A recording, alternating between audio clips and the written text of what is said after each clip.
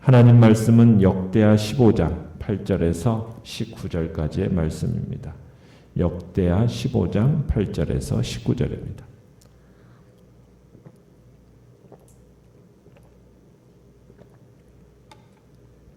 역대하 15장 8절에서 19절 우리 한 목소리로 같이 읽겠습니다.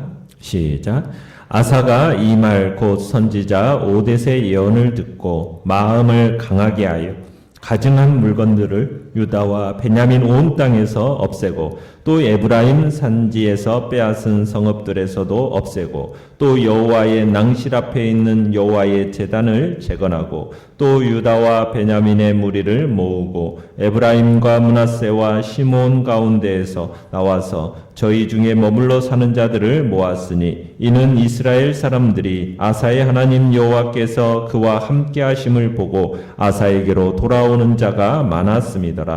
아사왕 제15년 셋째 달에 그들이 예루살렘에 모이고 그날에 노략하여 온 물건 중에서 소 700마리와 양 7,000마리로 여호와께 제사를 지내고 또 마음을 다하고 목숨을 다하여 조상들의 하나님 여호와를 찾기로 언약하고 이스라엘 하나님 여호와를 찾지 아니하는 자는 대소남녀를 막론하고 죽이는 것이 마땅하다 하고 무리가 큰 소리로 외치며 피리와 나팔을 불어 여호와께 맹세하며 온 유다가 이 맹세를 기뻐한지라.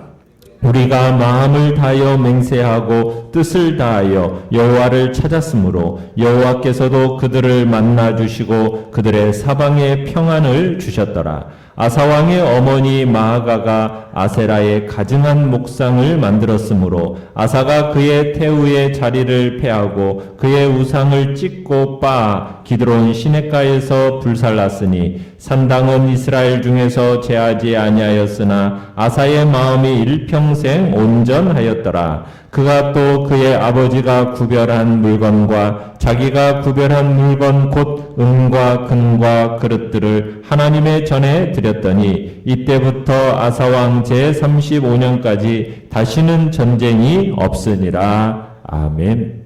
오늘 말씀의 제목은 평안과 번영을 함께 누리길이라는 제목으로 말씀을 나눕니다. 선지자 아사랴의 이 말씀이 자극이 되어가지고 아사와 백성들은 즉각적으로 종교 개혁을 단행하게 됩니다. 하나님이 그들의 행위에 대해서 노고에 대해서 보상해 주실 것이라는 어떤 선지자의 말씀이 촉진제도 되었겠지만 무엇보다도 왕과 백성들의 그 하나님을 향한 일편단심이 이 개혁을 단행하는 힘이 되었습니다. 그래서 8절에 보면 이렇게 얘기합니다. 오뎃의 예언을 듣고 마음을 강하게 하여 이렇게 얘기하고 있습니다. 그러니까 하나님의 말씀이 아사에게 큰 용기를 주었음을 나타내고 있는 거죠. 그러니까 하나님의 말씀은 참 하나님을 순종하려는 자에게 두려움 없이 담대하게 행할 수 있게 하는 힘을 준다고 할 수 있겠습니다. 그래서 지도자는 항상 하나님의 말씀을 붙들어야 되는 겁니다. 그렇게 말씀을 붙들 때 하나님께로부터 용기와 강한 또 마음을 강하게 하는 힘이 주어지기 때문인 거죠. 자, 내용 관찰 문제 1번을 보시면 아사 왕이 마음을 강하게 하여 단행한 개혁은 무엇입니까? 자, 아사의 종교개혁은 구체적으로 세 단계로 진행이 됩니다. 첫 번째는 우상의 제거입니다. 그리고 두 번째는 번제단 보수고요. 세 번째는 언약 갱신입니다. 자, 먼저 아사가 8절에 보면은 자신이 통치하는 모든 지역에서 어떤 물건들을 없애버렸습니까? 가증한 물건들, 역겨운 물건들, 이걸 없애버렸습니다. 그것들이 무엇이겠습니까? 아세라 목상, 바알 신상, 이방 제단, 이런 것들을, 모든 우상들을 없앴다는 뜻입니다. 그 다음에 8절 끝에 보면은 무엇을 또 했습니까? 여호와의 낭실 앞에 있는 여호와의 제단을 재건했습니다. 그러니까 번제단을 보수한 거죠. 그러니까 이 제단은 솔로몬이 성전을 지을 때 세워진 겁니다. 그런데 시간이 지나면서 어느덧 수십 년이 흐르다 보니까 많이 훼손이 되었기 때문에 보수가 필요했던 걸로 보입니다. 그러자 9절에 보면은 이 아사 주위로 인재들이 모여들기 시작합니다. 그러니까 주를 사모하는 자들이 방방곡곡에서 이제 몰려왔다라는 뜻인데요. 이 북왕국 이스라엘에 사는 사람들 중에서도 여호와를 섬기고자 하는 사람들이 주님께서 아사와 함께 하시는 것을 보고서는, 여호와 하나님께서 아사와 함께 하시는 보고서는 아사에게로 돌아오는 자가 많았다, 이렇게 얘기를 하고 있습니다. 그러니까 많이 이 아사에게로 몰려온 겁니다. 어떻게 보면 나라가 분열된 이후에 참으로 생존의 위협을 받았던 유다였는데, 이제는 영토도 넓혔을 뿐만 아니라 주민들의 숫자도 급격하게 늘고 있는 겁니다. 이유가 무엇입니까? 모두가 통치자가 하나님을 경외한 결과인 거죠. 그러면서 이 유다 나라 전체가 거룩한 활기가 넘쳐 흐르기 시작을 합니다. 자, 내용관찰 문제 2번을 보시면 아사왕 15년 셋째 달에 예루살렘에 모인 백성들은 무엇을 했습니까? 자, 아사는 유다와 베냐민 백성들과 또 종교적인 이유로 이제 북왕국에 이주해와 살던 그 외지파 사람들을 모두 불러 모아서 함께 예배를 드립니다. 자, 함께 예배를 드리는데 11절에 보면 무엇을 가지고 제물을 삼습니까? 노략해서, 그날에 노략했다라는 것은 무엇이에요? 구스 사람 세라와의 전쟁에서 노역했던 그 전리품 가운데 소 700마리, 양 7,000마리를 이제 하나님께 제사를 지냅니다. 희생제물로 삼은 거죠. 그러면서 왕과 백성들은 12절에 봅니까? 마음을 다하고 목숨을 다하여서 조상들의 하나님 여호와를 찾기로 언약을 맺습니다. 그러니까 언약 갱신을 하는 거예요. 그뿐만 아니라 남녀노소를 가리지 않고 그 누구든지 여호와를 찾지 않는 사람들은 어떻게 하겠다? 죽이는 게 마땅하다. 이렇게 이제 서로 하나님 앞에서 맹세를 하는 거죠.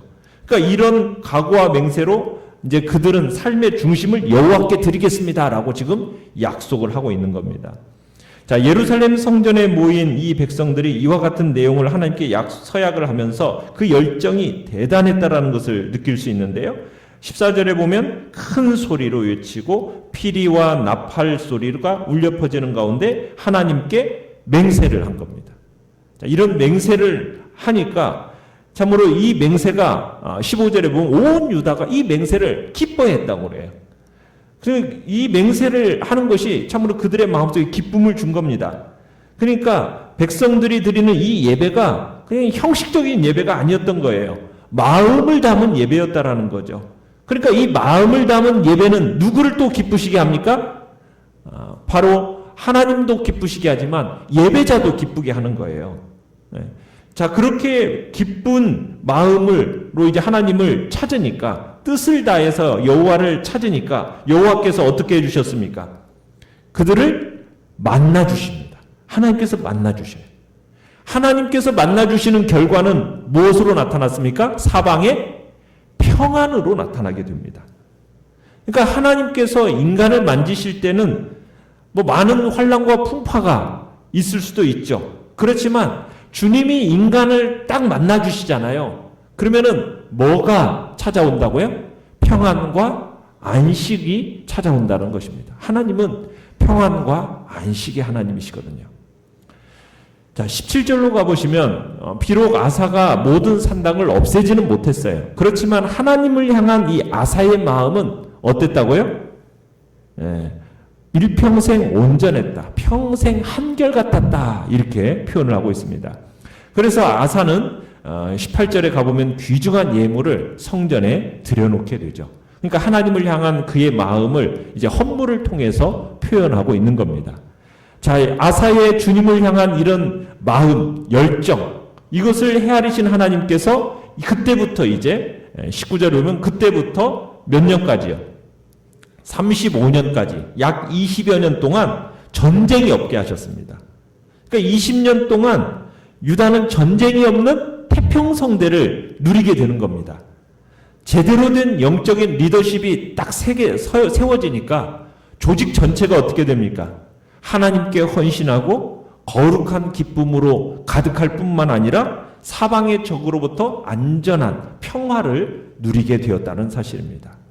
참 그러기에 참으로 지도자의 신앙이 굉장히 중요하다라는 것, 그 공동체의 평안에 중요한 작용을 한다라는 것을 우리로 하여금 다시 한번 보게 하는 거죠. 자, 연구와 묵상 문제 3번을 보시면 이스라엘 가운데 산당을 없애지 않았음에도 불구하고 아사 왕의 마음이 일생 동안 온전했던 이유는 무엇이겠습니까? 자, 아사 왕에게는 하나님이 함께 하심의 증거를 가지고 있었기 때문입니다. 하나님이 함께 하심의 증거, 하나님이 만나주시고 그로 말미암아 그 사방에 평안을 주시고 또 구스인 세라를 격파하면서 하나님이 자신과 함께 하신다라는 것을 보았기 때문에 그 승리의 그 확신이 그의 마음속에서 확실한 증거를 가지고 있으면서 이제 일생 동안 온전함을 유지할 수 있었다는 겁니다. 우리가 하나님이 나와 함께 하신다. 이 확실한 증거를 가지는 게 중요해요. 그 확실한 증거. 하나님이 나와 함께 하시고 나와 동행하시고 나와 만나심으로 말미암아 주님이 주시는 평화가 무엇인지를 경험하며 알아가는 사람은 참으로 이 땅을 살아가는 동안 그것이 근거가 되어서 일생 동안 온전히 하나님을 섬길 수 있게 되는 거죠. 여러분에게는 그런 승리하는 삶, 참으로 하나님이 나와 함께 하신다라는 분명한 확신이 있으십니까? 우리가 그런 삶을 살아가는 게 중요해요. 그런 삶을 살아가면 우리가 굳이 다른 사람들을 권하지 않아도요, 하나님께로 우리를 보고 돌아오게 되어 있습니다. 하나님이야말로 인생이 의지할 만한 분이라는 것을 여기게 된다는 얘기입니다. 그렇기 때문에 우리는 승리하는 삶을 살아야 돼요. 우리가 하나님을 의지하고 하나님의 말씀에 순종하는 삶을 살아가면은 필연적으로 승리하는 삶, 참으로 살게 되어 있습니다. 우리가 그렇게 살아가면 비록 위기에 처한다 할지라도 그 위기를 놀랍게 극복함으로 말미암아 하나님의 능력을 보이게 되어 있습니다.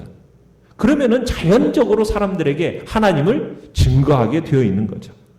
그러나 오늘날 하나님의 백성이라고 말하는 참으로 사람들이 너무나도 무기력하게 살아가는 모습들을 보게 됩니다. 여러분, 그 모습들을 불신자들이 보고서는 어떤 마음이 들겠어요? 정말 하나님이 살아계시구나 이런 게 느껴지겠습니까? 오히려 하나님이 계신가 의심하게 만들지 않겠습니까? 우리는 사람들에게 하나님을 믿는다고 말하면서도요, 승리하는 모습을 보여주지를 못하고 있는 거예요. 너무나도 믿는다고 말하면서도 좌절하고 낙심하고 이런 모습을 사람들에게 보여주고 있는 겁니다. 조금만 어려움이 닥쳐도 믿지 않는 사람이랑 똑같아요. 불안해합니다. 두려워합니다. 낙심합니다. 여러분, 이런 모습을 보면 세상 사람들이 우리를 보고 하나님께로 돌아오겠습니까? 뭐라고 얘기하겠어요? 패배자의 하나님 너나 믿어라. 이런 식으로밖에 말하지 않겠습니까? 우리는 하나님을 전적으로 의지함으로 그분의 말씀에 온전히 순종하는 삶을 살아간다면 그 삶 속에서 역사하시는 하나님, 승리의 복된 결과를 우리는 경험하게 될 것이고 하나님이 주시는 능력으로 승리하는 삶을 살아갈 때 우리는 그것이 근거가 되어서 더 온전히 일생 동안 하나님을 살아가게 될 뿐만 아니라 그 삶을 통해서 사람들은 그 모습을 보고 주님께로 돌아오는 놀라운 역사가 나타나게 되는 것이죠. 오늘 우리는 세상에 하나님의 살아계심을 참으로 우리의 삶을 통하여서 증거하는 복된 자리에 있기를 간절히 바랍니다. 느낌점 4번을 보시면 아세라의 가증한 목상을 만들어 숭배하던 그의 할머니 마아가를 황태후의 자리에서 폐위하는 아사왕을 보면서 무엇을 느낍니까? 16절에 보면 그러는 거죠. 여러분, 신앙생활에 있어서 때로는 가장 끊기 어려운 관계가 인간관계입니다. 그 인간관계를 끊고 넘어가야 한다라는 거 우리로 하여금 느끼게 하는 거예요.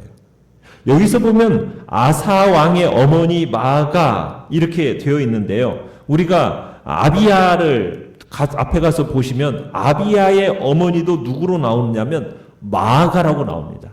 그러니까 아사 왕과 아비야의 어머니 마아가가 동일 인물이에요. 근데 여기서 히브리어에서 어머니라고 번역될 경우에는 할머니를 지칭하기도 해요. 그래서 마아가를 아사의 어머니가 아닌 할머니로 해석하는 것이 가장 문맥에 적절하다 할 수 있겠습니다. 그래서 어머니가 일찍 죽고 어린 나이에 아마 아사가 왕위에 올라서 할머니 마아가가 그 어머니의 역할을 했던 것 같아요. 그러니까 마아가의 역할이라는 것이, 영향력이라는 것이 굉장히 컸다라는 얘기입니다. 자, 그런데 이 할머니가 아사 왕에게 좋은 영향력을, 아니 유다 나라에 좋은 영향력을 주지를 못한 거예요. 오히려 그녀가 주동이 되어서 뭘 했다는 얘기입니까? 아세라를 섬겼다는 거예요. 아세라 목상을 만들어 놓고 아세라를 섬기는 거예요. 그리고서는 그 아세라 섬김이 온 나라에 퍼뜨리도록 만든 것이 바로 이 마아가의 역할이었다는 겁니다. 그래서 아사가 어떻게 합니까? 할머니 마아가에게 유다에서 지금 아세라 종교를 부추긴 그 책임을 물어서 대왕대비 자리, 그 대왕대비 자리에서 물러나게 한 겁니다. 어떻게 보면은 자신을 금지옥유처럼 키워준 할머니예요. 그런데 그 할머니라도 우상을 숭배하면 책임 추궁을 면할 수 없었다라는 얘기입니다. 아사가 어른들을 존중하지 않아서 있겠습니까? 그게 아니죠. 그만큼 여호와 하나님을 향한 그의 마음이 각별했기 때문에 이렇게 했던 겁니다. 여러분, 예수님께서도 제자의 도에 대해서 말씀하시면서 이렇게 말씀을 하셨어요. 마태복음 10장 36절로 38절 이렇게 얘기합니다. 사람의 원수가 자기 집안 식구리라. 아버지나 어머니를 나보다 더 사랑하는 자는 내게 합당하지 아니하고 아들이나 딸을 나보다 더 사랑하는 자도 내게 합당하지 아니하며 또 자기 십자가를 지고 나를 따르지 않는 자도 내게 합당치 아니하니라. 여러분, 이 말씀이 부모와 형제 자매와 불화하라는 이야기겠습니까? 그 얘기가 아니죠. 여러분, 그렇게 이해한다면 이건 큰 오해입니다. 디모데전서 5장 8절에서는 뭐라고 얘기합니까? 가족을 돌아보지 아니하면 그는 믿음을 배반하는 자요 불신자보다도 더 악한 자다, 이렇게 얘기를 하고 있거든요. 그러니까 주님의 말씀하시는 바가 뭐예요? 가족 때문에 신앙을 버리는 것을 경계하는 겁니다. 영적인 헌신이라는 것은 가장 가까운 집안 식구로부터 핍박과 외면을 당하는 대가를 치를 수도 있다. 그럴 경우에 우리가 하나님을 따르는 그 길에 있어서는 어떻게 보면 때로는 가장 가까운 인간관계를 잃을 수도 있는 아픔이 따른다라는 것을 지금 이야기하고 있는 겁니다. 그런데 그게 저주입니까? 아니에요. 그게 축복이라는 거예요. 축복으로 이어진다는 거예요. 가족이라는 이유로 불의를 용납하고 가족이라는 이유로 신앙을 지키지 못한다면 그건 가족도 망하고 자신도 망하는 길이 되는 겁니다.